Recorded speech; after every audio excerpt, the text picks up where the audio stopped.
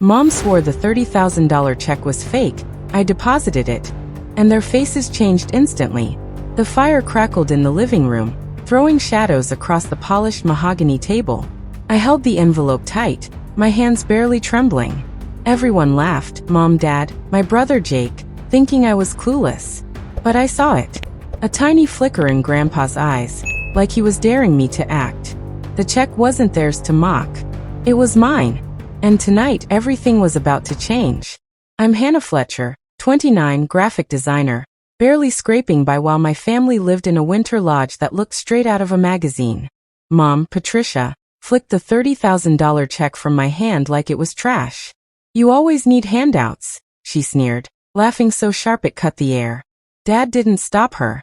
Jake rolled his eyes and crumpled his envelope, tossing it in the fireplace. My sister, Madison, giggled and followed suit.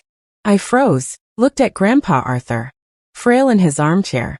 Yet there was that flicker, a wink so quick I almost missed it. I quietly retrieved the check, folded it, and slipped it into my coat. My face stayed calm, but my mind raced. Tonight, I would prove they weren't untouchable. The next morning, I walked straight to the bank, no line, no hesitation. Brenda, the teller, looked up.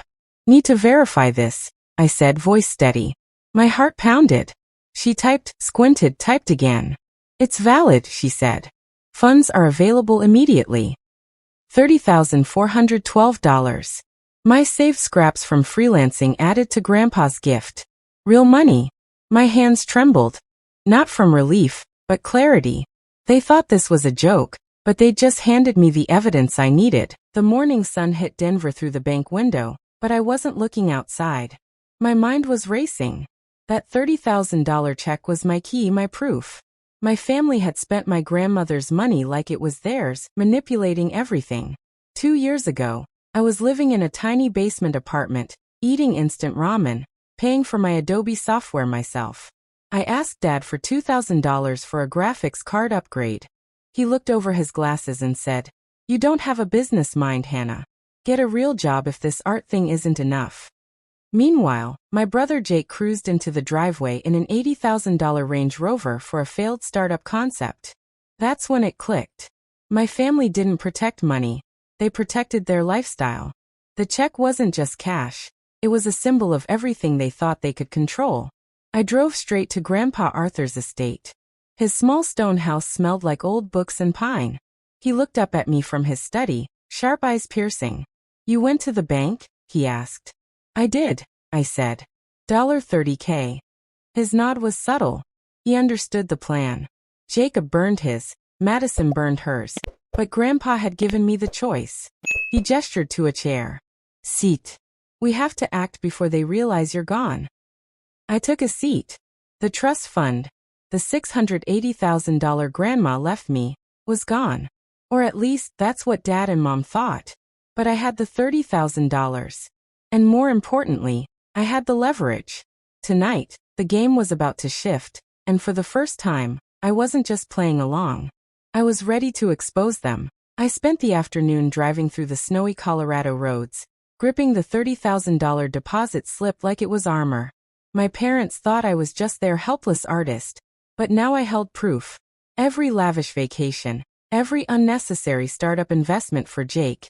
It wasn't family money. It was mine. By evening, I was back at Arthur's estate. The fireplace crackled, throwing shadows across the walls lined with dusty books. It's time, he said, sliding a folder across the desk. Inside were old emails, forged signatures, all evidence that my parents had deferred releasing my trust fund. On paper, I had agreed. In reality, I never sent those emails. I felt a rush of adrenaline. I wasn't angry anymore. I was calculated. Grandpa Arthur explained the plan. Confront them with the documents in a controlled setting. Let them incriminate themselves. I was the bait, and they were about to walk into the trap. My phone buzzed. Patricia's text. Where are you? Jacob needs that logo by noon. Don't be selfish. I showed it to Grandpa. He chuckled softly. Selfish is their favorite word for you. Ignore it. You have the leverage now.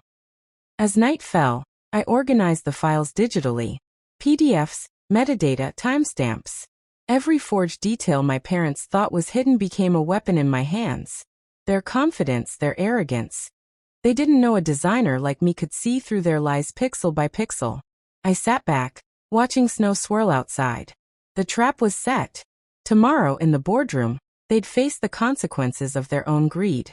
And I'd finally step out of the shadows. The morning of the meeting, the Sterling and Finch boardroom felt like a war zone dressed as luxury.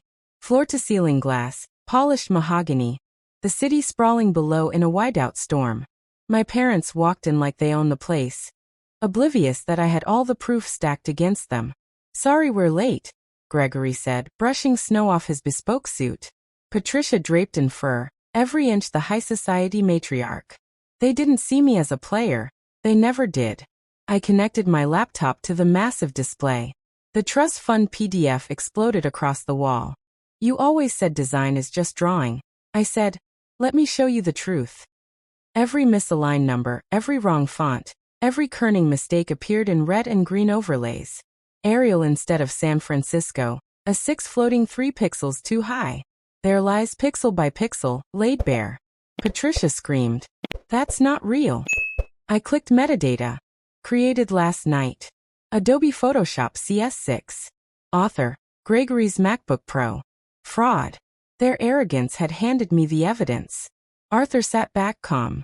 "I asked you to watch them hang themselves," he said. And they did. They confessed without realizing it. Every forged email, every fake balance, every move to block my inheritance, revealed in front of the lawyer, recorded, undeniable. Security escorted them out. Patricia reached for my arm. "We're your family." I shook her off. No. I was the help. And the help just quit. 6 months later, the lodge was sold.